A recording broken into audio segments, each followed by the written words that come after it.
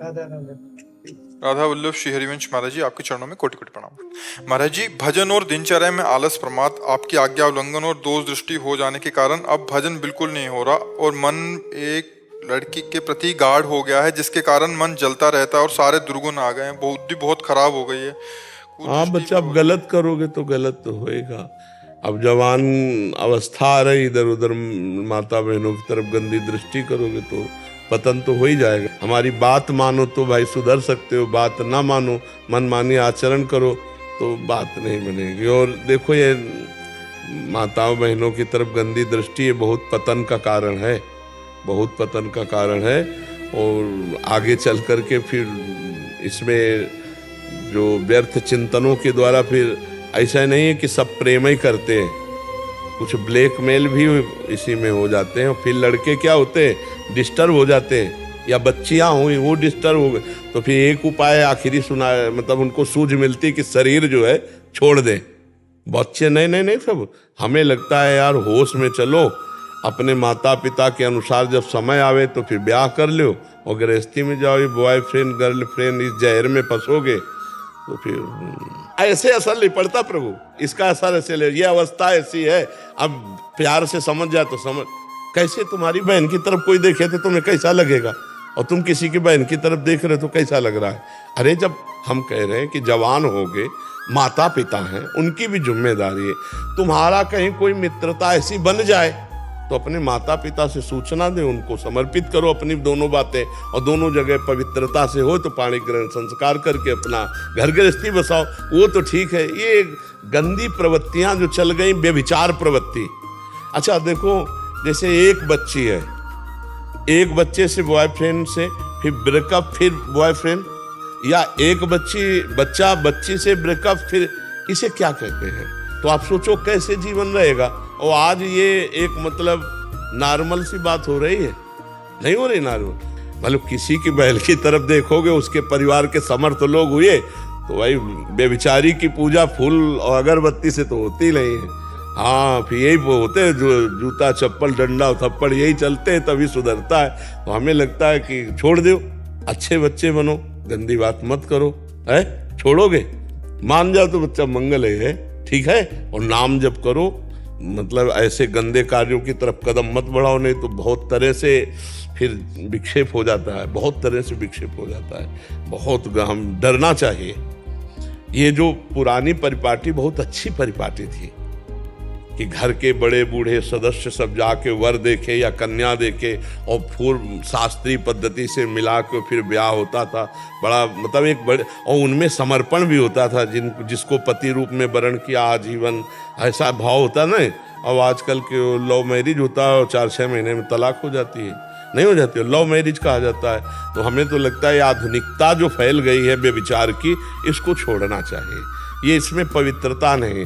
पति पत्नी में पवित्र प्रेम में जीवन लंबा गृहस्थी का व्यतीत हो, वो धन्य हो जाती है, गृहस्थी भी धन्य हो जाती है। अब पति पत्नी में प्रेम नहीं, पति किसी और को चाह रहा, पत्नी किसी और को चाह रही, कलह अशांति, तो वो घर गृहस्थी नहीं बसेगी, उसमें अशांति ही बनी रहेगी। और आज के जो नए बच्चे हैं, अब इनका कैसे स्वभाव बनेगा एक पति एक पत्नी में, कैसे बनेगा? जब 14 जगह ब्रेकअप हो चुका है तो कैसे एक पति को, उसमें भी ब्रेकअप आएगा ना, उसमें भी ब्रेकअप आ जाएगा जीवन में। तो हमें लगता है ये हमारी भारतीय पद्धति नहीं है, इसको छोड़ना चाहिए और हमें धर्म पूर्वक चलना चाहिए। दिनेश पांडे जी, दिल्ली से। यस, राधे राधे। राधे राधे महाराज जी। महाराज जी, जब सारी दुनिया सोती है तब जोगी जागता है, जब सारी दुनिया जागती है तब जोगी सोता है। महाराज जी, इस बात का जिसमें सारी दुनिया सोती है उसमें योगी जागता है, और जिसमें योगी जागता है उसमें सारी दुनिया सोती। किसका प्रश्न है? आप समझ रहे हो ना? जिसमें सारी दुनिया सोती है, किसमें सोती है? अध्यात्म में दुनिया सो रही है, अध्यात्म में जाग थोड़ी रही। जानिस तबे जीव जग जागा, जब सब विषय विलास विरागा। जे ही जाने जग जाए हेराई, जागे जथा स्वपन भ्रम जाई। जागना कहते हैं ज्ञान को, और सोना कहते हैं अज्ञान को। जीव अध्यात्म की तरफ से सोया हुआ है, भोगों में लगा हुआ है, उसमें योगी कहते हैं जो चित्त वृत्ति का निरोध करके परमात्मा में लगावे, वो जागृति संयमी, जो संयमी है वो उसमें जागता है जहां दुनिया सोती है। कहाँ सोती है? अज्ञान में दुनिया सो रही है, भोगों को सत्य मान करके उसी का चिंतन, उसी को भोगना, तो समय को व्यर्थ नष्ट कर रही है।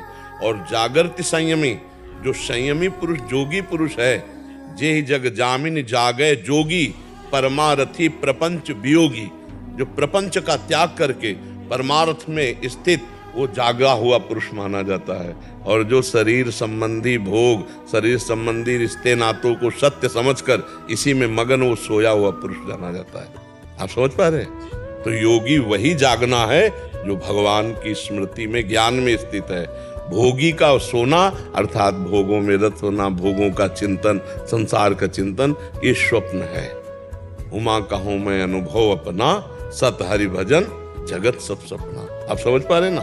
ये जागना है, जो ब्रह्म स्वरूप में स्थित होना है। हाँ, ये जागना है। जे ही जाने जग जाए, हेराई जागे जथा स्वपन भ्रम जाए। भोग वासना का नाश, सब में भगवत बुद्धि, निरंतर परमात्मा चिंतन, ये जगा हुआ पुरुष है। और जो भोगों का चिंतन, भोगों में लगा हुआ, ये सोया हुआ पुरुष है। देहाभिमानी, कर्तत्व और भोक्तत्व में लगा हुआ ये अज्ञानी पुरुष है, अज्ञान में सोया हुआ है। देहाभिमान रहित परमात्मा स्वरूप में स्थित ये ज्ञानी पुरुष जगा हुआ पुरुष है। समझ गए आप? पूर्णिमा राय जी गोरखपुर से। राधा वल्लभ श्री हरिवंश महाराज जी, महाराज जी आपके चरणों में दंडवत प्रणाम। पूज्य महाराज जी, मेरा प्रश्न यह है कि पहले आपका सत्संग सुनकर भजन साधन बहुत उत्साह के साथ हो रहा था, पर परिस्थिति ऐसी बनी कि भजन साधन छूटने के साथ मन हर समय व्याकुल रहने लगा और जो भी थोड़े बहुत अनुभव होते थे वे बंद से हो गए। हमेशा देखो, हमने कई बार एकांतिक में और सत्संग में कहा है कि परमार्थ या धर्म या राष्ट्र, इसमें यदि आप आगे बढ़ रहे हो सेवा में, परमार्थ में, राष्ट्र सेवा, समाज सेवा, तो आपके सामने दो बातें आएंगी, एक प्रलोभन और एक भय। चाहे कोई पद में हो, चाहे आप गांव समाज में हो, या आप परमार्थ के पथिक हो, किसी भी मार्ग में उन्नतिशील पर ये दो चीजें प्रहार करती हैं, एक प्रलोभन और एक भय। प्रलोभन और भय, ये दो चीजें बहुत परास्त करती हैं। अब जैसे परमार्थ में है तो ये भोग भोगो, नहीं तो चार लोग विरोध कर रहे हैं। भय और प्रलोभन ये दो पीछे लगते, कोई भी हो, कहीं भी हो। आप हमारी बात को देखो, विस्तार से सोचो। अगर किसी को कोई भ्रष्ट कर सकता है, गलत करवा सकता है, तो दो से, या तो भय दिखा के और या प्रलोभन से, चाहे वो माया हो या माया के लोग हो। हमको बिल्कुल नहीं, दोनों से प्रभावित नहीं होना। जैसे कहा जाता है, हम भजन कर रहे थे, परिस्थिति आ गई। परिस्थिति, दो ही परिस्थिति होती हैं, या प्रलोभन की या भयावह। अब पूरे को जांच लो, पूरे को जांच लो, इसी दो में मिलेंगी। तो हमको ना प्रलोभन में किसी भोग के आना है और ना किसी भोग के नष्ट होने में भयभीत होना है। क्योंकि मेरे प्रभु ने बिना किसी सहयोग के एक सेकंड में अनंत ब्रह्मांडों को रच दिया। वो मेरी बात अगर संभालना चाहेंगे तो एक मिनट में न जाने क्या क्या संभाल देंगे। आज नष्ट हो रहा, नष्ट होने दो, हमें शोक नहीं करना, पर हम परमार्थ नहीं छोड़ेंगे। अच्छा, बोले घर का सदस्य मर गया तो इसका नाम मृत्यु लोक है, मरना है, ये जो जन्मा वो मरेगा। तो हमें दो चीजों पर पुष्ट रहना पड़ेगा, ना किसी प्रलोभन पे हम फिसलें और ना किसी भय पे हम रुके। तो हमारा जो दृढ़ निश्चय है वो आगे बढ़ जाएगा। चाहे आप किसी पद में हो, चाहे आप राष्ट्र की किसी भी सेवा में हो या परमार्थ में हो, जहां प्रलोभन हुआ, लालच आया और जहां भयभीत हुए तो मारे गए। आप देख लेना, ये हमारे शब्द का प्रयोग देख लेना, कोई भी हो, कहीं भी हो, जहां प्रलोभन और भय से युक्त हुआ वहां अपने धर्म का त्याग कर देगा। भगवान, दुनिया जी इसी में रही है। जैसे लालच और डर, जैसे एक कुत्ता होता तो ऐसे ऐसे करो तो वो लालच, ग्रीड बढ़ रहा, लालच बढ़ रहा, और ऐसे ऐसे करो तो डरता। इंसान की भी हालत यही हो गई है। नहीं होना चाहिए। हम भगवान, पूरे दुनिया में यही हो गई, लालच डर, ग्रेट फियर यही हो गई। नहीं होना चाहिए। अध्यात्म इसी से बचाता है, अध्यात्म इसी से बचाता है। अगर अध्यात्म का ज्ञान नहीं होगा तो ये तो सर्वत्र फैला हुआ है, पूरे संसार में फैला हुआ है, सबके दिमाग में ही बैठ जाता है ना। अब जैसे प्रति महीने की कमाई सरकारी एक नियत संख्या की है और वो 5 मिनट में मिल रही है, 5 मिनट में मिल रही है, और ये पता नहीं कि 5 मिनट की एक क्रिया पूरे जीवन में कालिक पोत देगी, लेना। तो प्रलोभन और भय, इन दो से प्रत्येक प्राणी यदि बच जाए तो अपने धर्म पर, अपने सत्कार्य पर, अपने पद पर जो भी सेवा है वो सही ढंग से कर सकता है। अगर प्रलोभन और भय से बच जाए, ना भयभीत नहीं होना। जो विदना ने लिख दिया छठी राव के अंक, और राई घटे न तिल बढ़े रहुरे जीव निशंक। संतों ने कहा अगर तुम्हारी आयु अभी 7:12 पे होनी है तो यहीं बैठे बैठे मर जाओगे, किसी के मारने की जरूरत नहीं। और अगर आपकी मृत्यु नहीं लिखी है तो पूरा भरभरा के गिर जाए, सब मर सकते हैं, आप नहीं मरोगे। पक्का समझ लीजिए, जिस समय जिसकी जहां आयु जानी है वहां तो भयभीत क्या होना यार। अच्छा, हम सत्य पे चल रहे हैं, हम 4 रोटी नमक से लगा खा रहे हैं, नई सब्जी है, लेकिन हम प्रसन्न हैं। और अधर्म से अगर हम रबड़ी खाएंगे ना तो भयभीत रहेंगे और बहुत प्रकार के क्लेश आ जाएंगे। तो भय और प्रलोभन से यदि ना परास्त हो तो भगवत मार्ग या साधन मार्ग या जो आपको राष्ट्र सेवा मिले, आप कहीं परास्त नहीं होंगे। तो जिसका अभी प्रश्न था वो देखे, प्रलोभन या विपत्ति भय, उसी में लड़खड़ा जाते हैं। कौन सी परिस्थिति थी जिसमें लड़खड़ा गए, क्या परिस्थिति थी? राधे श्याम बाबा, पहले हम वहाँ पे गीता वाटिका में रहते थे, तो वहाँ से हट के दूसरी जगह पे चले गए। तो वहाँ पे वहाँ पे संत सानिध्य में भजन साधन ठीक से चलता था, उनकी कृपा। आप गीता वाटिका जैसे पवित्र स्थान से क्यों हटी? वहाँ पे परिस्थितियाँ ऐसे बदल गई। ये तो आगे जाके वो परिस्थिति बदल गई ना। परिस्थितियों से साधक थोड़ी भागता है, परिस्थितियों से लड़ करके स्थिति प्राप्त करता है। भगवान हमें परिस्थिति ही इसीलिए देते हैं कि हम विजय को प्राप्त करें, हम मजबूत बने। जैसे अपना चेला पहलवान है और यहाँ मारने से ऐसे किया तो जो गुरु पहलवान है वो 500 बार वही मारेगा, क्योंकि यहाँ पक्का हो गया ना, तो कहीं भी बाहर जाकर फेल नहीं होगा। तो भगवान अपने दास को जिस बात से वो डरता है, जिस परिस्थिति से भयभीत होता है, उसी में पक्का करते हैं उसको। और हम समझते हैं कि अगर हम इस जगह को छोड़ दें तो परिस्थिति बदल जाएगी, पर आपको पता नहीं कि वो पक्का कराना चाहते, इसलिए उससे बढ़कर यहाँ 80 होगी तो वहाँ 100% परिस्थिति होगी जहाँ हम जाएंगे।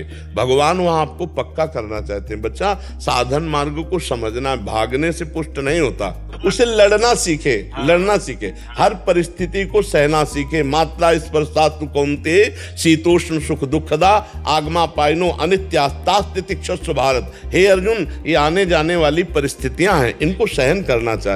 अब देखो, दूसरी जगह गई तो वहां दोष दृष्टि हुई, वहां और परेशानी हुई। 100 में कोई बिरला ऐसा होगा जो अपने मन और इंद्रियों से लड़के भगवान को प्राप्त करना चाहे, कोई दृढ़ निश्चय अलग। तो गीता वाटिका मुझे लगता है कि भगवान के परम प्रेमी भाई जी से हनुमान प्रसाद पोद्दार जी, पूज्य राधा बाबा, तो वहाँ जैसे एक मैया जी हैं, हाँ कमल दीदी, तो इन लोगों के सानिध्य में तो आपका पवित्र जीवन व्यतीत होता, क्योंकि वहाँ प्रायः साधक अच्छी कोटि के। तो हमें कुछ वहाँ गड़बड़ लगा क्या तुम्हें? नहीं महाराज जी, वहाँ पे सत्संग छूट गया तो यहाँ पे अलग वहाँ एक भागवतिक वातावरण मिलता था, तो फिर वो छूट। नहीं, मेरी प्रार्थना है कि समय बहुत विचित्र है, इसलिए एकांत हो जाइए, शांत हो जाइए, भीड़ भाड़ से बचिए और किसी ऐसे जगह आश्रय लीजिए जहाँ कोई बाधा नहीं। मुझे लगता है गीता वाटिका में कोई बाधा नहीं है, क्योंकि ऐसे महापुरुषों का वो सुरक्षित स्थान है और वहाँ सखी भी भजन करती हैं।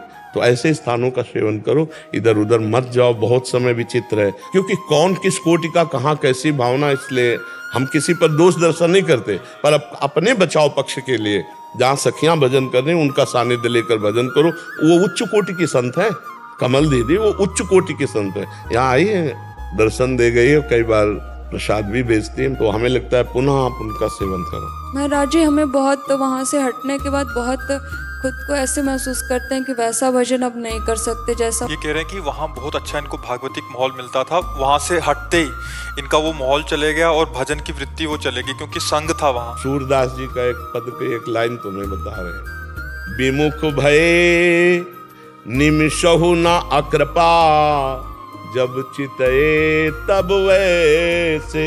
हमारे प्रभु का स्वभाव, अगर जीव अपनी करनी से विमुख हो जाए और फिर लौट कर देखे तो वैसे वो प्यार दुलार करते मिलते हैं। कभी अकृपा नहीं, फिर लगो उससे ज्यादा जोर का भजन करो, कैसी बात करती हो? क्या वो स्थिति नहीं आएगी? कैसे नहीं आएगी? हर स्थिति को हम प्राप्त करेंगे, भगवान के अंश हैं। अभी तो जीवन की श्वासें पता नहीं कितनी है, हम वही स्थिति प्राप्त। हम ये कभी निराशा, हम अपने जितने भी संगी हैं, हम निराशा शब्द से उनको नहीं परिचय होने देते। 100 बार गिरे उठ, फिर खड़ा और चल और रौंद, अपने लक्ष्य को प्राप्त कर। ये गिरना और निराश होना, हताश होना, ये हमारे जीवन में नहीं, बिल्कुल नहीं। हर कष्ट है पर बढ़ते रहो, कदम आगे बढ़ाते रहो। बिल्कुल राइट टाइम उठना, राइट टाइम अपनी दिनचर्या करना, किसी भी तरह से परास्त न होना। बुखार है तो भी चलो, हमको पकड़ो, 2 लोग ले चलो, हमको नहीं, हम हमारी दिनचर्या, हमारा भगवान है। हम अपनी दिनचर्या में बिल्कुल ऐसे इसमें जिद्दी स्वभाव, इसमें परिपक्व स्वभाव, इसमें मिट जाने का स्वभाव, ऐसे तपते हुए तवे पे बैठाल कर तप्त बालू डाली जा रही, क्लेश दिया जा रहा है गुरु अर्जुन देव जी को। तेरा किया मीठा लागे तेरा किया मीठा लागे। कहीं किंचन मात्र भी अपने धर्म पर, अपने इष्ट पर कहीं भी अब थोड़ा भजन बना, उसी आनंद को हम नहीं, थोड़ा नहीं, अगाध समुद्र आनंद भगवान है। जो आनंद सिंधु सुखराज, हम उसे सिंधु को प्राप्त करेंगे। हम बिंदु में तृप्त होने वाले नहीं। छोटी छोटी सिद्धियां, छोटी छोटे आनंद, छोटी छोटी बातें ऐसे झाड़ू लगा के बाहर की जाती, तब आगे बढ़ा जाता है। अब उस आनंद के लिए हम तड़प रहे हैं, नहीं, हम उससे ज्यादा आनंद प्राप्त करेंगे। भगवान के अंश हैं हम, निराशा नहीं। और जाओ, हमें तो लगता है पुनः आप गीता वाटिका पधारिए और वहां जाकर के खूब भजन पद्धति से पुनः भजन कीजिए, तो राधा बाबा की वहां चरण रजे, भाई जी की चरण रज, आपको भजन में और उन्नति प्रदान होगी। जी है जी, मनुष्य का स्वभाव है, इतनी ताकत नहीं रहती जितनी आध्यात्मिक लोग रहती है, डर तो लग ही जाता है। तो कहते हैं उद्यम कार्य न मंदोर नहीं सुखते से इतनी दृढ़ता आध्यात्मिक लोगों में रहती, आम आदमी नहीं रहती। तो आम आदमी बने क्यों? आध्यात्मिक सब नहीं बन सकते क्या? हम भगवान के सब अंश हैं कि नहीं है? तो फिर हमें क्या कमी रह जाएगी अगर हम भगवान का चिंतन करते हुए सब कार्य करें? अगर नहीं करना चाहते तो फिर भोगो आप, अवश्य में भोक्तव्यम कृतम कर्म शुभाशुभम।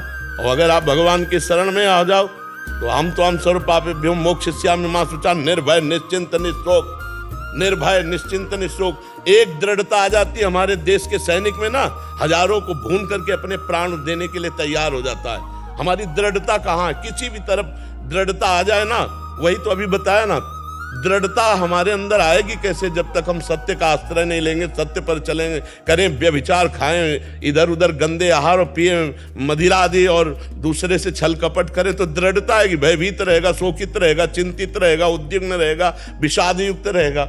सत्य मार्ग पर चलने पर निर्भयता, निशंक, निसोच, ऐसी स्थितियां आती है। अब सत्य पर कहाँ चलना चाहते हैं लोग? तो सब भयभीत इसीलिए हैं।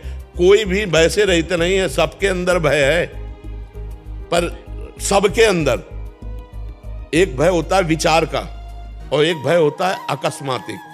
जैसे अभी एक कीक दो कस के तो हम भी ऐसे हो जाएंगे। ये अकस्मातिक भय सबको प्राप्त होता है, चाहे जितना बड़ा कोई ज्ञानी हो, सबको होगा। और एक होता है विचार का भय, सीम की चाप सके को तासु, बड़ रखवार रमापति जासु। कौन ऐसा पैदा हो गया कि भगवान के विरुद्ध मेरा बाल बांका कर सकता है? अगर मेरे मालिक का आदेश है तो भागकर कहाँ जाऊंगा? वो तो होना ही है जो होना है। तो विचार का भय भक्त के अंदर नहीं रहता। अकस्मातिक भय आ सकता, हमारे एकदम ऐसे कोई करे तो एकदम ऐसे हो जाएगा, पिस्तौल एकदम कान में लगा दे तो एकदम भयभीत हो जाएगा, क्योंकि विचार करने का अवसर नहीं मिला।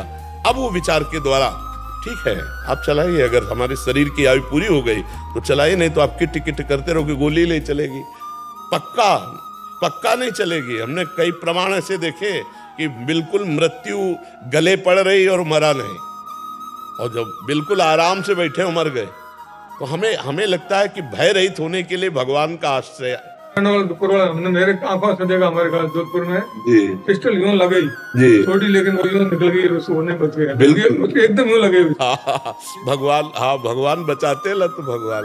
तो हमें लगता है अध्यात्म के बिना निर्भय तो नहीं हुआ जा सकता, और शुद्ध अध्यात्म मिलना बड़ा कठिन है। शुद्ध अध्यात्म मिलना बहुत कठिन है, और अगर शुद्ध अध्यात्म मिल गया तो हमें लगता है सुलझन तो आ ही जाएगी, सुलझ जाएगा जीव, फंसेगा नहीं, निर्भय हो जाएगा, निश्चिंत हो जाएगा जीव।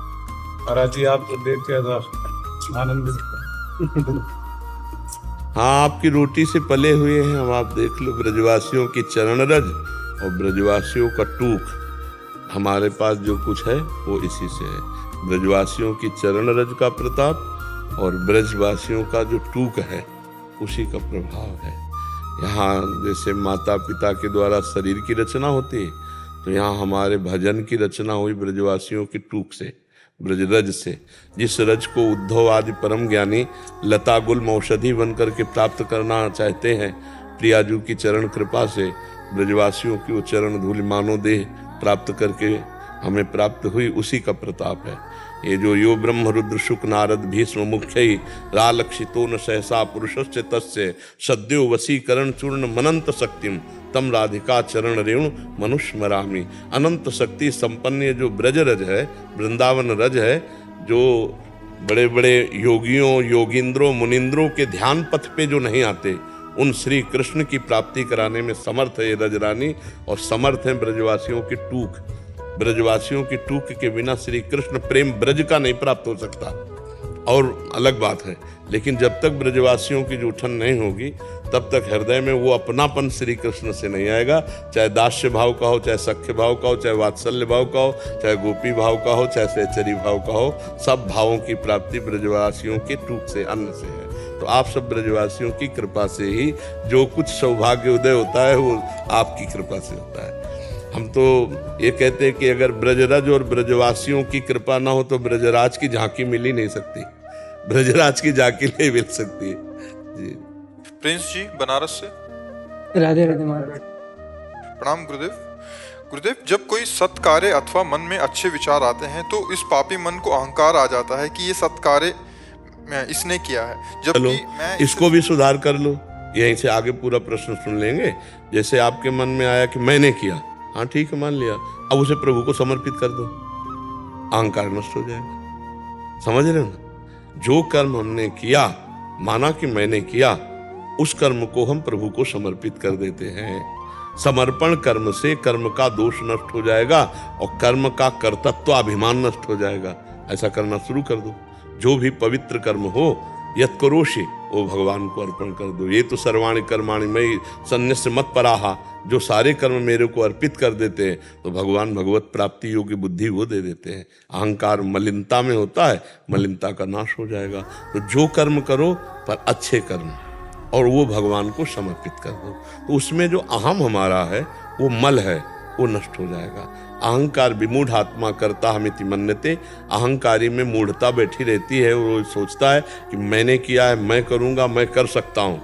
इसी का नाश भगवान के ज्ञान से होता है। जब भगवत ज्ञान हो जाता है तभी दिखाई देता है कि ये माया के द्वारा यंत्रवत शरीर में क्रियाएं हो रही। कभी सत्वगुण की प्रेरणा से शांत और अच्छे, कभी रजोगुण की प्रेरणा से भोग वासनाएं, कभी तमोगुण की प्रेरणा से निद्रा आलस्य प्रमाद आदि। इसमें तो गुणों की प्रधानता है, वो जीव देखता है। इसमें मैं करता नहीं हूँ। अगर मैं करता हूँ तो फिर भोगता भी बनेगा और भोगना पड़ेगा।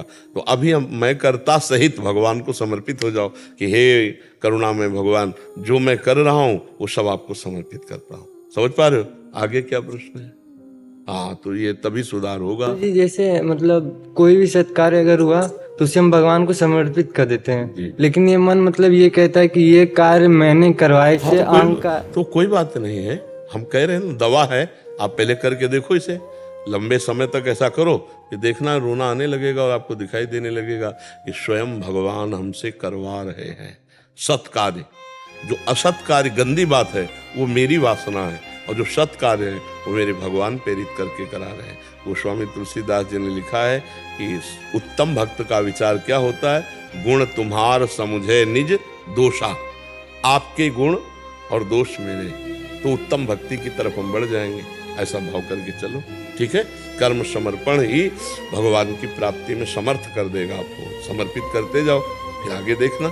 महाराज जैसे ये जो मन है, जिसे किसी पे दोष करना नहीं चाहते हैं, पर ये अपने आप ही किसी के प्रति सोच के अपने मन में ही दोष कर लेता है। हाँ, तो वो बिगाड़ नहीं पाएगा जब तक तुम वाणी से किसी की निंदा नहीं करोगे, शरीर से कोई क्रिया नहीं करोगे, तो मन के द्वारा सोचा हुआ दोष या पाप वो तुम्हें बिगाड़ नहीं पाएगा। कलिकर एक पुनीत प्रतापा, मानस पुण्य होए और नहीं पापा, तो इसलिए बच जाओगे। अगर और युग होता तो उसमें भी दंड मिल जाता, पर इसमें दंड नहीं मिलता है। वो तुम्हारा कुछ नहीं बिगाड़ पाएगा, बस तुम निंदा मत करना, दोष दर्शन करके उसका वर्णन मत करना, तो आप बच जाओगे, ठीक है? प्रांजल गर्ग जी भोपाल से। राधे राधे महाराज जी। राधे राधे महाराज जी। महाराज जी, आसपास की माया बहुत व्याप्ति है, बहुत कोशिश करते हैं। माया आसपास की नहीं होती, माया हृदय की होती है। आसपास कोई माया नहीं है, आसपास कोई माया। अगर हमारे हृदय में भगवत चिंतन चल रहा है तो कोई माया नहीं है, और भगवत चिंतन नहीं चल रहा तो हृदय में ही माया, कहीं आसपास थोड़ी है। मैं और मोर तोर तय माया, ये कहाँ होती? अंदर होती। ला मैं और मोर तोर तय माया अंदर होती, बाहर देखो। अगर हमारा हृदय प्रसन्न हो और पवित्र हो तो हमें बाहर सब कुछ अच्छा दिखाए, और हम अशांत हो, हमारा चिंतन गलत हो, तो मंदिर में भी बैठ करके हमें शांति हम ये देख पाते कि बात हृदय की है। अगर हमारा हृदय प्रसन्न है तो सब ठीक है, हमारा हृदय अप्रसन्न है तो कहीं भी चले जाओ शांति नहीं मिलेगी। तो बात माया का अटैक हृदय पर है, आसपास नहीं है, हृदय पर है, सीधे हृदय पर अटक है। आसपास बना रहे हृदय भगवान के चिंतन में तो क्या बिगाड़ लेगा कोई। और अगर हृदय हमारा भगवान से विमुख है तो आसपास चाहे जितना अच्छा वातावरण हो, हम भ्रष्ट हो जाएंगे, हम नष्ट हो जाएंगे। भगवान में रह रहा है, भगवान की सेवा कर रहा है या संतों के बीच में रह रहा है, लेकिन उसके हृदय में भगवत चिंतन नहीं है, गलत हो जाएगा। संसार में रह रहा है, परिवार में रह रहा है, भगवत चिंतन परायण है, वो निकल जाएगा। बात है हृदय में। प्रविश नगर की जय सब काजा, और हृदय राखी कौशल। हाँ, कोई बाधा नहीं, कोई बाधा नहीं। और अगर हृदय में भगवान का चिंतन नहीं तो भैया बाधा ही बाधा है। आसपास क्या माया, वो समाई हुई है माया। आसपास की माया क्या विक्षेप पहुंचाती? बोलो मुझे, क्या है, किसका प्रश्न है? क्या आसपास की माया है? महाराज जी, कुछ भी देखती हूँ, जैसे कि कल ही मैंने एक एक्सीडेंट देखा होते हुए, कुछ क्षण के लिए तो लगा कि सब कुछ छोड़ देना चाहिए, सब कुछ, लेकिन नहीं, क्या आप विचार करो, अगर थोड़ा सत्संग सुने हो तो भगवान की 3 प्रकार की लीला है। ठीक जिस समय इस एक्सीडेंट देखा आपने, उसी समय हजारों बालकों का जन्म हुआ होगा, उसी क्षण हजारों जीव जन्मा होगा, कुछ मनुष्य योनि में, कुछ पशु योनि में, कुछ पक्षी योनि में। ठीक उसी समय कोई बहुत आनंदित होकर नाच रहा होगा, ठीक उसी समय उसकी मृत्यु हो रही या अंग अंग चिथड़े उड़ रहे। 3 प्रकार की भगवान की लीला है, सृजन, पालन और संहार। जितनी महिमायुक्त सृजन है उतना ही पालन है और उतना ही जरूरी संहार भी है।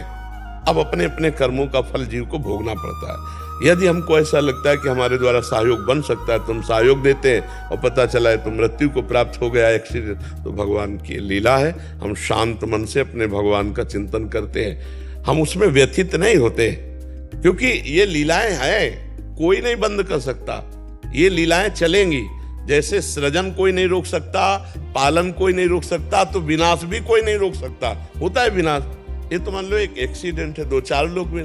जब जल अपना प्रवाह समुद्र बढ़ाता है तो देखो उस जल से कितने लोग, लाखों लोग मर जाते हैं। भूकंप से लाखों लोग मर जाते हैं। कई ऐसी घटनाएं, वायरस एक निकला, वो कोरोना वायरस नहीं चला था, तो हाँ, तो लाखों मर गए, हर देश में लाखों मर गए।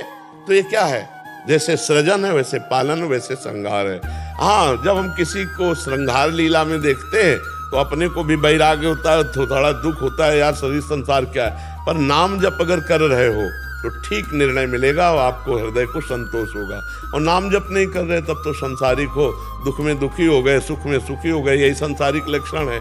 नाम जप करो, खूब नाम जप करो प्रभु का। सुबोध कुमार जी, झारखंड से। राधा वल्लभ श्री हरिवंश। श्री हरिवंश महाराज जी, आपके चरणों में कोटि कोटि प्रणाम। महाराज जी, मैं एक ग्रस्त साधक हूँ और पिछले 5 वर्षों से आपका सत्संग सुन रहा हूँ और आपकी आज्ञा में रहकर चलने का प्रयास कर रहा हूँ। गुरुजी, मेरा प्रश्न है कि मन विषय वृत्ति को छोड़कर भगवत वृत्ति की ओर हो गया है, ये कैसे पता चलेगा? मेरा आशय पुष्ट भी हो रहा है, ये कैसे पता चलेगा? इस समय साधक के हृदय में किसी भी नवीन विषय भोगने की इच्छा नहीं रहती और भोगे हुए विषय को भोगने की तृष्णा नहीं होती। उस समय समझना चाहिए कि मेरा मन निर्विषय हो चुका है। किसी भी नवीन विषय भोगने की इच्छा नहीं होती और भोगे हुए विषय को पुनः भोगने की तृष्णा नहीं होती, तो समझना चाहिए मेरा मन निर्विषय हो रहा है। दुख की भारी परिस्थिति में भी भगवान में सर्वप्रथम मन जाना, सुख की भारी परिस्थिति में सर्वप्रथम मन भगवान में जाना, इससे समझना चाहिए हमारा आश्रय पुष्ट हो गया है। समझ पा रहे? अगर भारी से भारी दुख का समय आया और हमारा मन किसी और व्यक्ति के पास गया किसी और फोन नंबर पर गया तो भगवद आश्रय नहीं। भारी से भारी सुख की परिस्थिति में कोई और याद आया तो अभी आश्रय पुष्ट नहीं हुआ। सुख और दुख की भारी परिस्थिति में हमारा प्रथम मन जहां जाएगा उसी का आश्रय है। अगर वो प्रभु में जा रहा है, प्रियाजू में जा रहा है, श्री कृष्णचंद्र जू में जा रहा है तो हमारा भगवद आश्रय है।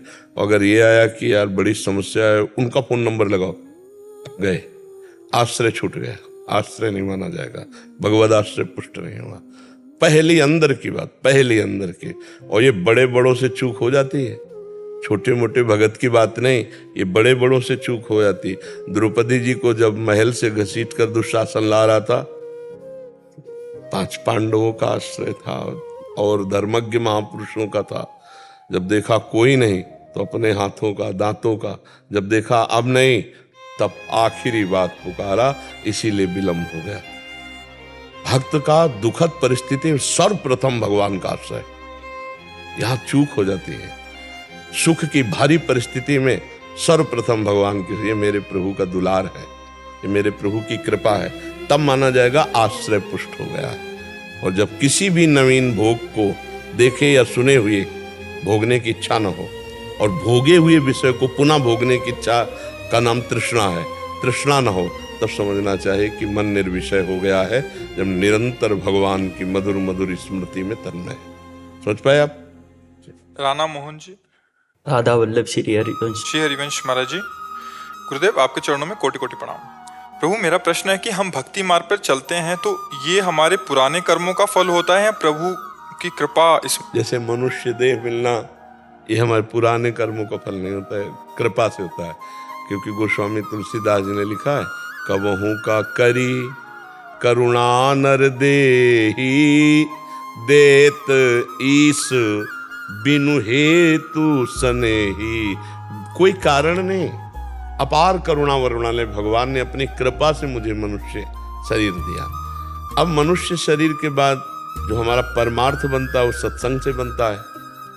तो बिनु सत्संग विवेक न होई, राम कृपा बिनु सुलभ न सोई। भगवान की कृपा के बिना सत्संग भी नहीं मिलता। तो मानव देह भी भगवान की कृपा से मिला और सत्संग भी भगवान से कृपा से मिला। और हम जो नाम जप कर रहे, मान लो श्री हरिवंश, राधा कृष्ण हरि राम, तो सेवक जी महाराज कह रहे उनका तो प्राण हरिवंश नाम है। कह रहे हरिवंश कृपा हरिवंश कहें, हरिवंश कहें हरिवंश लहें, हरिवंश सुलाभ सदा तिनके, सुख संपत्ति दंपति जूजिन के। बोले हरिवंश की कृपा से ही आपके मुख से निकल सकता है हरिवंश।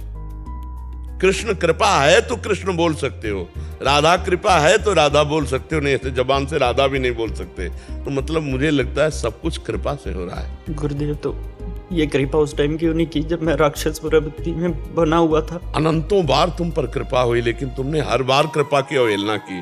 पहली बार थोड़ी मनुष्य बने हो, अनंतों बार तुम्हारे ऊपर कृपा हुई, लेकिन हम कृपा की अवहेलना करते हैं। क्या करते हैं कि मनमानी आचरण करके भगवान से विमुख होकर जब पापाचरण करते हैं तो फिर हमको सिस्टम में जाना पड़ता है। जैसे पिता चाहता है कि हमारे पुत्र को कष्ट न हो, पर उसने 302 कर दिया है। अब वो प्रयास हर करेगा लेकिन 302 से बचा नहीं पाएगा। वो जेल में सुविधा दिलाना चाहेगा, वो सब व्यवस्था, लेकिन पक्का हो चुका है इसलिए उसको केस लगेगा। तो भगवान हम पर बड़े कृपालु हैं, पर हम ऐसे आचरण कर देते हैं कि हमें पुनरपि जननम पुनरपि मरणम पुनरपि जननी जठरे शयनम। फिर भगवान कृपा किए, फिर मनुष्य बनाया। तो अब पीछे की छोड़ो, अब की संभाल लो, अब की बार संभाल लो कि अब की बार नहीं था कि मेरे ऊपर कृपा करे। नहीं, उनकी कृपा सहज होती है। अपने बेटे पर कृपा कोई लायकात देख के थोड़ी होती। अपना बेटा इसलिए भगवान सब मम प्रिय, सब मम पुजाए भगवान करे। इसलिए खूब नाम जप करो, पीछे के छोड़ो, अब की बार चूक ना पड़े। अब हम अपने प्रभु के पास पहुंचे, कृपा हो गई है, अब हम कृपा का अनादर ना करें, खूब नाम जप करें, अच्छे आचरण करें।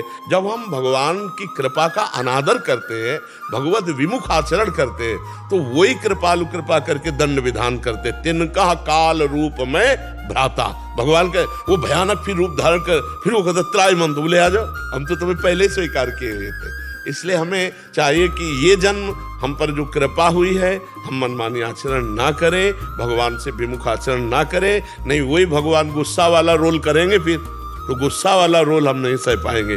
उनकी गुस्सा बड़ी विचित्र विचित्र है। अच्छा, वो अविनाशी है, जानते हैं कि मेरा अंश जीव अविनाशी, उसको कष्ट होना नहीं, इसके कपड़े में कष्ट होना है।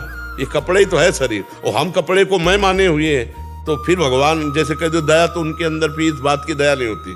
कपड़ा फाड़ने में उनको कोई भय नहीं, क्योंकि जानते हैं वो ये कोई सच्चिदानंद नहीं है, ऐसे ये कपड़ा है, बसांस जीर्णानि यथा विहाय। तो इसलिए कहीं वो ऑपरेशन वाला विधान न रख दें। तो अपने को भगवान की प्रतिकूलता से डरना चाहिए कि भगवान के प्रतिकूल आचरण करेंगे तो फिर कोई ऑपरेशन वो रच देंगे, और उनका ऑपरेशन रचा बहुत है भयंकर होता है। फिर जिंदगी में उस गली में नहीं जाओगे जिस गली के लिए वो रोक देंगे, ऐसा है उनका खेल। ऐसी व्यवस्था रचेंगे ना कि आप अपने आप उस गली नहीं जाओगे। बहुत भयावह रूप रख भगवान रख लेते हैं। इसलिए भगवान की आज्ञा में चलो, डरते रहो कि भगवान की प्रचंड माया हमें कहीं भगवान से दूर न कर दे। और नाम जप करते रहो, देखो आप विजय प्राप्त कर लोगे। नाम जप न छूटे तो हृदय की शीतलता बहुत सुरक्षित रहेगी। नाम पहारू दिवस निश ध्यान तुम्हार कपाट। रात दिन भगवान का नाम जप करो, अपने कर्तव्य का पालन करो, बुरे आचरण ना करो, अभी आनंदित रहोगे। मनुष्य जीवन बड़ा देव जीवन है, बड़ा आनंदमय जीवन है। पशु पक्षी बेचारे जैसा भोग हुआ वैसा उनको भोगना पड़ता है। अपने को अगर भोग भी आता है तो देखो अस्पताल है, नाना प्रकार की औषधियां हैं। अब पशुओं को कहाँ, जो जंगलों में सड़ रहे हैं उनको क्या कौन औषधि दे रहा है।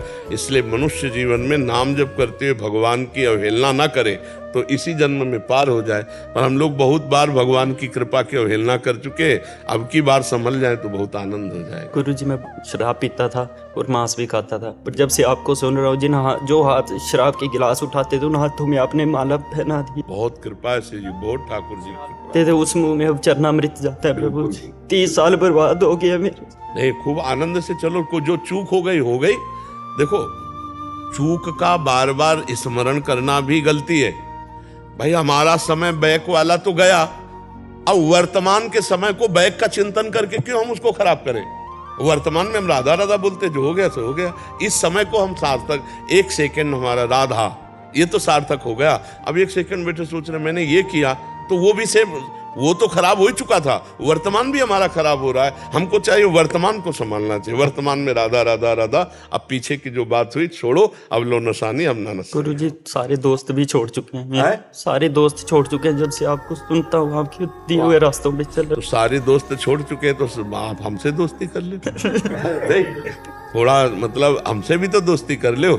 अब दोस्त तो दोस्त ही होता है। जान लो श्री कृष्ण बनना चाहता हूँ, पर मैं आपके दोस्त बनने के लायक नहीं। दोस्ती में लायक थोड़ी देखा जाता है। दोस्ती में तो श्री कृष्ण से कोई दोस्ती कर सकता है, लेकिन सखा भाव है तो दोस्ती हो जाती है ना। जब भगवान से हो सकती तो हम तो भगवान के दास हैं। हम तो भगवान के दास। जब हमारे स्वामी से सखा भाव हो सकता है तो हमसे सखा भाव क्यों नहीं हो सकता। मस्ती से चलो, और दोस्तों की जरूरत ही नहीं। दोस्ती समझ के हम आए। हाँ, नहीं बिल्कुल पक्का। और हम प्रायः दोस्त ही मानते हैं। हम सब उसी परमात्मा के पुत्र हैं और हम सब मित्र हैं। एक दूसरे का हाथ पकड़कर अच्छे मार्ग में ले चले। गृह में चाहते हैं कि थोड़े ज्यादा पैसे कमाए तो दिक्कत होती है। हम तो चाहते हैं जैसे रखे। नहीं, ऐसा भावना रखना चाहिए कि हम ज्यादा पैसा कमाएं। हम इसका निषेध नहीं करते, पर धर्म के द्वारा कमाएं। ज्यादा पैसा कमाने की लालच में कहीं अधर्म में ना चले जाएं। बस इतना, ज्यादा पैसा कमाने के तो हम और मेहनत करेंगे, ओवर टाइम करेंगे, अपने परिवार को सुख पहुंचाएंगे। ये तो बढ़िया बात है। पहले चिंतन बिगड़ जाती है गुरुजी। देखो, इसमें चिंतन ये देखना है कि अगर हम रुपया कमा रहे हो, अपने परिवार की सेवा कर रहे हैं, तो मेरे माता पिता और परिवार के रूप में भगवान ही है। उनकी सेवा करना भगवान की सेवा है, तो कोई परेशानी नहीं पड़ेगी। ठीक है। श्री हरिवंश गुरुदेव, आपके चरणों में कोटि कोटि प्रणाम। गुरुजी, मैं श्री जी की कृपा से 1 वर्ष से आपको सुन रहा हूँ। महाराज जी, मेरा ब्रह्मचर्य के नाश के अभ्यास की वजह से मन में गंदे विचार इकट्ठे हो गए थे, और अब मेरे मन भगवान और संतों के प्रति गलत विचार फेंक देता है। शायद जिसकी वजह से मेरे द्वारा कोई अपराध बन गया है, और उसका फलस्वरूप मुझे पिछले 4-5 दिनों से काफ़ी डिप्रेशन और दिल में जलन सा हो रहा है। मेरे अंदर का पूरा उत्साह खत्म हो चुका है। मुझे अब बल प्रदान कीजिए महाराज।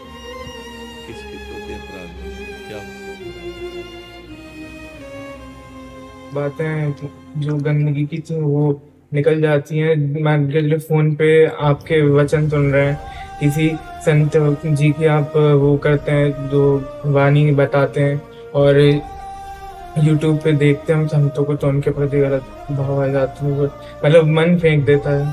तो उससे कोई हानि नहीं होगी, केवल जबान से तुम मत बोलो।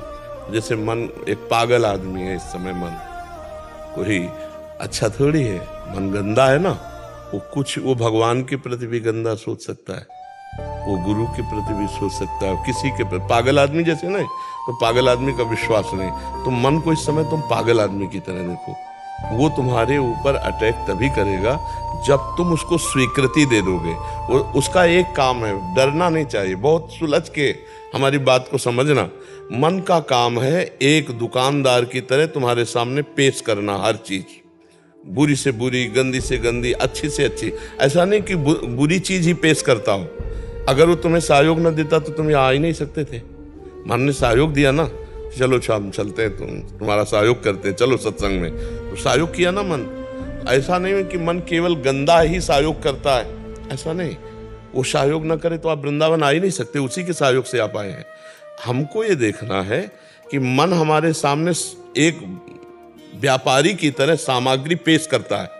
देखो तुम इसे भोगोगे सुखी हो जाओगे, देखो ऐसा है, देखो ना तुम वो बहुत गंदा है, देखो शायद वो ऐसा करता होगा, शायद वो उसका काम है पेशगी करना, और आपका काम है रिजेक्ट करना। नहीं नहीं नहीं नहीं, आप सुन, नहीं, राधा राधा राधा राधा, ठीक हो जाएगा। उसकी गंदगी का प्रभाव आप पर तब पड़ेगा जब आप स्वीकार कर लेंगे। आप स्वीकार नहीं करेंगे तो कोई प्रभाव नहीं पड़ेगा और वो साफ होता चला जाएगा। तो आप डिप्रेशन में क्यों पहुंच रहे हैं, क्या परेशानी है? नहीं महाराज जी, एक साल से तो मैं आपका सुन रहा हूँ सत्संग और वार्तालाप। एक साल से मैंने नहीं करा कुछ भी, लेकिन पता नहीं 4-5 दिन से बीच में मैं बैलेंस बना के चलता हूँ कि थोड़ा शांति के लिए, तो लेकिन जब मैं एकदम अच्छे से चलने की कोशिश करता हूँ तो मन बहुत जलाने लगता है। हाँ बिल्कुल, तुम्हारी बात हम मानते हैं। मन जलाने इसलिए लगता है कि वो खुद जलता है, उसके पाप नष्ट होते हैं। और लेकिन 4-5 दिन पहले इतनी तेज जलन हुई रहता है मैं कि प्राण निकलने वाले थे, ऐसी जलन नहीं। ऐसी तो जलन तभी होगी जब अधर्माचरण आपसे बन गया होगा, पाप आचरण बन गया होगा, इसमें कोई संशय नहीं बच्चा। जब तक पाप आचरण नहीं बनेगा तब तक ऐसी, क्योंकि तुम पवित्र हृदय के हो ना, भगवान नाम जपते हो, भगवत मार्ग में चलना चाहते हो। गंदे बच्चे होते तो बिल्कुल जलन ना होती। अच्छे बच्चे हो तो तुम्हारे द्वारा कोई गलती हुई, आप उसे जानते हैं, आप जानते हैं, लग रहा है कि नहीं लग नहीं रहा है। जो हमारे अंदर गलती है उसे हमें पकड़नी चाहिए और उसे पुनरावृत्ति ना करना, ठीक है? देखो ना, आज से तुम्हें अच्छा लगेगा। अभी स्वीकार करो, हमारी बात को स्वीकार। देखो ये सब स्वीकृति से होता है। तुम हृदय नहीं हो, तुम भगवान के स्वरूप हो। तुमने इसमें अपनापन कर लिया है, अपनापन करने के कारण तुम जल रहे हो। अभी राधा राधा राधा राधा, और जब हमने कह दिया सब क्लियर, अब तुम्हें जलना नहीं है, ठीक? मान लो जैसे हमसे गलती हो गई और हम तुमसे कह रहे हैं कि जाओ, अब कोई गलती नहीं, आगे से गलती मत करना। तो संत और भगवान, इनका कनेक्शन है। भगवान अपना ही वचन विसार सकते हैं लेकिन अपने संत के नहीं। अपनो परण विसार भगत को पूरो परण निभाऊं। तो जैसे हम तुमसे कह देंगे अच्छा यार जाओ सब माफ, तो पक्का समझो तुम्हें कोई दंड नहीं भोगना पड़ेगा, सब माफ हो जाएगा। क्योंकि वो मेरा पावर नहीं है, मेरे प्रभु का पावर है कि भगवान से प्रभु। और वो वचन कह भी रहे हैं कि सर्वधर्मान परित्यज्य मामेकम शरणम ब्रज अहम त्वाम सर्व पापेभ्यो मोक्षयिष्यामि मां। तो मान लो आप पूर्ण शरणागत नहीं हो पा रहे, लेकिन आप हमारे पास आए हो ना, तो हमारी तो शरणागति है ना, तो हम अपनी शरणागति के पावर से आपकी बात की तो पहुंचाते। तो अब आपकी जलन नहीं होनी चाहिए। अब आप बिल्कुल अपने को क्लियर मानिए और मन का चक्कर जो नाना प्रकार के प्रपंच फेंकता है ना, उसको अस्वीकार करते रहिए और प्रसन्न। राधा राधा अभी शुरू करो तो अभी अच्छा लगेगा, ठीक है ना? अब डिप्रेशन वाली बात या परेशानी वाली बात बिल्कुल नहीं है। अगर आप पुनः स्वीकार करते हो तो फिर मेरी बातों का महत्व नहीं है आपके अंदर। अगर महत्व मानते हो तो अभी आपका हृदय शीतल हो जाएगा। बिल्कुल मत जलिएगा, आप समझ रहे हो? चाहे जितना बड़ा अपराध बन जाए, है तो हम बच्चे ही ना, प्रभु के बच्चे हैं। तो ऐसा थोड़ी कि हमको मतलब दंड ही मिलेगा, नहीं। कुछ ऐसी बातें होती हैं जिनका मतलब माफ करना बिल्कुल जरूरी होता है, और कुछ ऐसा होता है जिसमें दंड देना ही जरूरी होता है। बच्चे हो, छोटी मोटी गलती, छोटी मोटी वासना के खेल, छोटे मोटे राधा राधा राधा, आगे सुधार करो, ठीक है। फिर कभी तुम्हें अगर मन अगर परेशान करे फिर आप आ जाना हमारे पास, बिल्कुल आनंदित, पर हमारी बात पर विश्वास रखना। और हम कह देना तुमसे तो फिर आप निश्चिंत रहना, उस बात को समझा करो। अभिषेक जी बेंगलुरु से। राधे राधे। राधे राधे महाराज जी।